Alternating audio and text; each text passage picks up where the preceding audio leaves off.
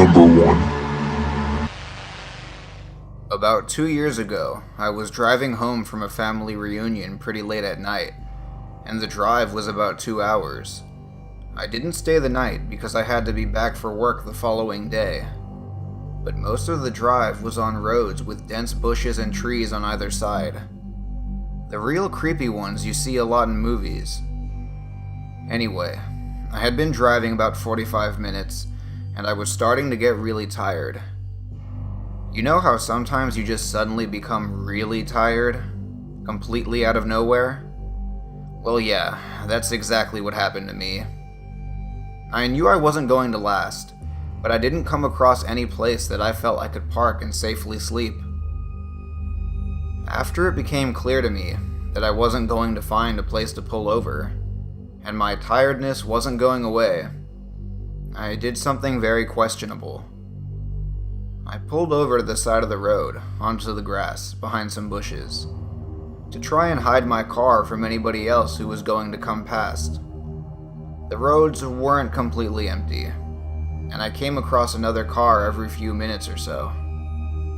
I made a mental note that the time was 11:22, and then I fell asleep. Sometime later, I was awoken by a scratching sound.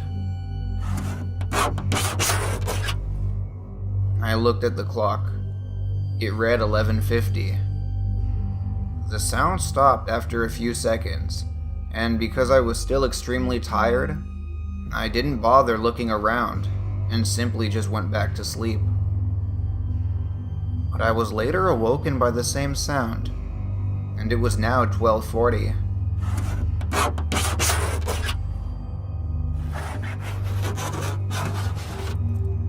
This time it really freaked me out, because the sound didn't stop. The thought ran across my mind that it was just an animal inspecting the car. But why would it return almost an hour after it had left the previous time? I looked in my rearview mirror, and just managed to catch a glimpse of something running away into the forest. Now at the time, I thought it was that damn hook killer. You know the one.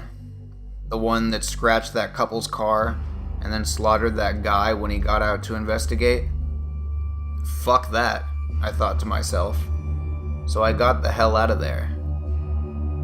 There was a bend no more than 100 yards up the road, and as I came around it, there was a fucking car, parked off to the side of the road, with the driver's side door opened. I slowed down, just to look to see if anyone was in there, but there wasn't. But then I looked in my rearview mirror. I didn't see anything. And all of a sudden, this guy comes sprinting around the corner, and he starts screaming at me, shouting stuff like, Hey you, get the fuck out of your car, now." I said fuck that, and I sped off. I never saw the guy again. But the moral of the story is, don't sleep on the side of a deserted road.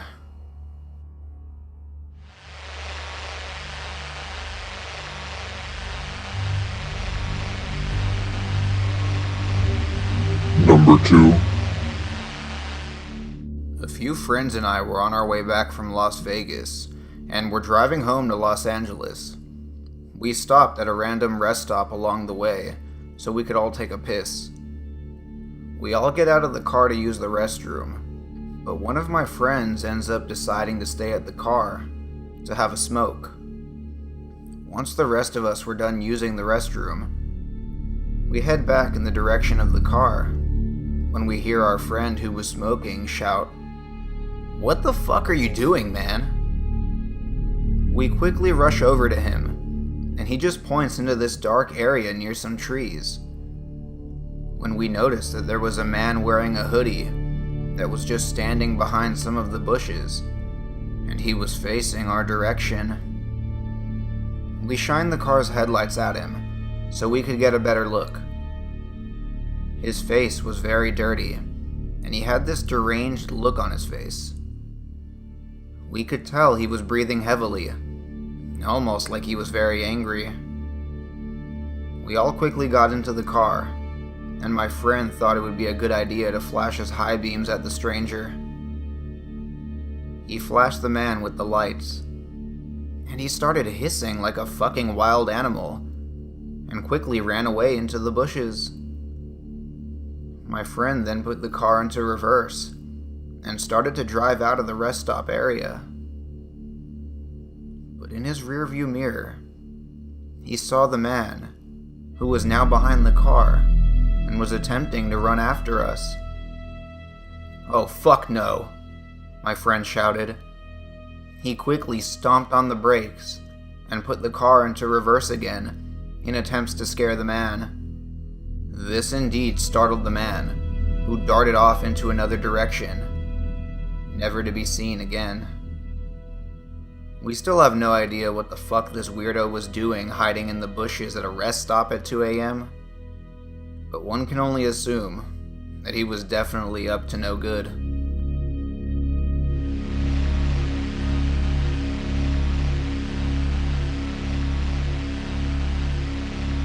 Number 3. A few years ago, while I was driving home from my night shift security job, it was about 6:20 a.m. during the summer, so it wasn't completely dark out. I was coming around a small curve in the highway, and I saw a thing that looked like a naked human walking on all fours, in this strange butt-up posture that you make while bear crawling. It was moving slow across the road, with its head swaying back and forth as it crawled across the road in front of me. I was personally too confused to be scared, so I just continued on home. A day or two later, I was talking to my parents who live about 2 miles from where I had seen that thing, and I told them about it. But they told me that before 2 of their friends were walking in that same area, and they both came running to their house scared to death, and would never tell anyone what had happened or what they had seen. Later, while telling scary stories with my friends, I told them about the thing that I saw that night. One of my friends, who is a cop, said about 8 years ago, a man was ran over at that very same curve, and everyone in the community thought he was a skinwalker. I still drive on that same road all the time, during day and night. But every time, I still look for it as I drive by that curve.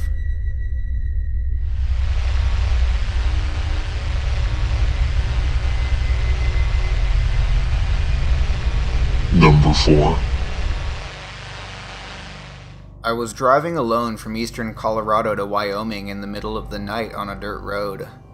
It was the type of darkness that most people never get to experience, like being in the middle of the ocean.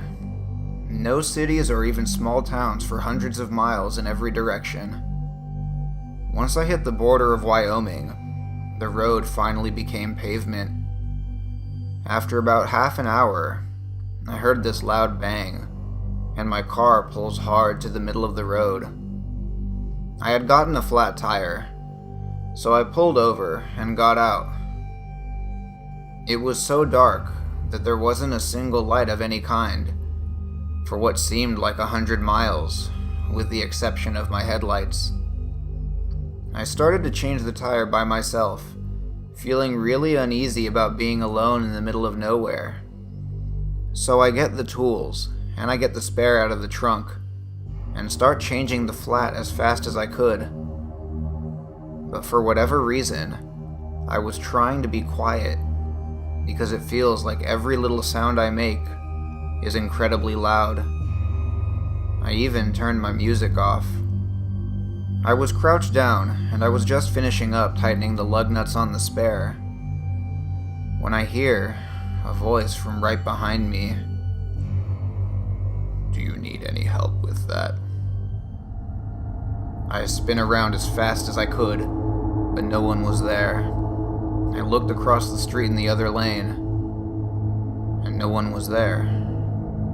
I grab the tire iron and start yelling, "Who's there?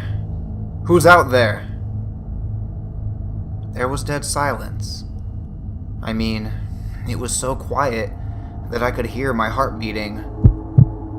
I could barely see the other side of the road because of the darkness, but I knew that there was nothing anywhere around me except for dirt and sagebrush. I spun those lug nuts on, cranked them tight, and spun the jack down. But the whole time I had that strange feeling that someone was right behind me. I throw all the tools in my trunk with the flat and could not jump back in my car fast enough. I felt like someone was going to stop me from closing the door when I slammed it shut. I sped home to Wyoming, freaked out the whole fucking time, and I continuously checked my back seat over and over again.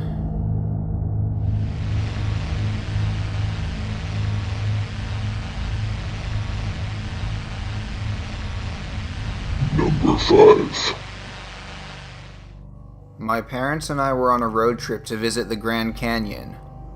We were driving across the whole country that summer in a rented RV, and most of the drive was at night and on empty long highways. I was about 13 years old at the time, so I decided it would be a good idea to play my Game Boy to pass the time. We ended up stopping at a rest stop, which had a few other cars parked there as well, so luckily we weren't alone. All of us were pretty tired, so fell asleep only moments after arriving. My parents slept in the little room that was in the back of the RV, while I had fallen asleep on the couch with my Game Boy in hand. But no less than an hour later, I awoke to a strange noise coming from the front of the RV.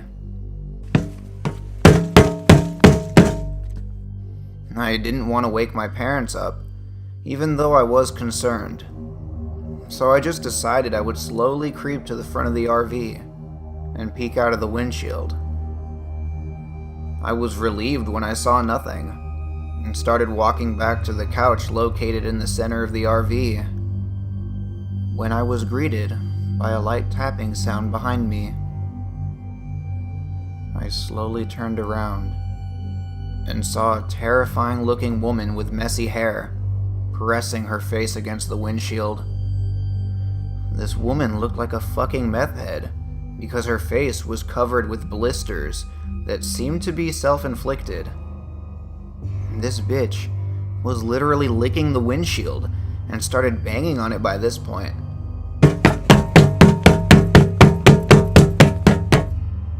She was even making a motion for me to come to the front of the vehicle. I had screamed louder than I had ever screamed before, which immediately woke my parents. My parents got out of bed and turned on the lights. I told them what I had seen, and my father grabbed his mag light to go outside and investigate. But he couldn't find the woman. He asked other people that were also in the rest stop if they had seen her, but nobody else had. My parents were ready to just dismiss this as a bad dream. But that was until they saw the face and handprints on the front windshield. There was still even some saliva there as well. We decided it would be best to leave at that very moment, and luckily we never encountered her for the rest of our trip.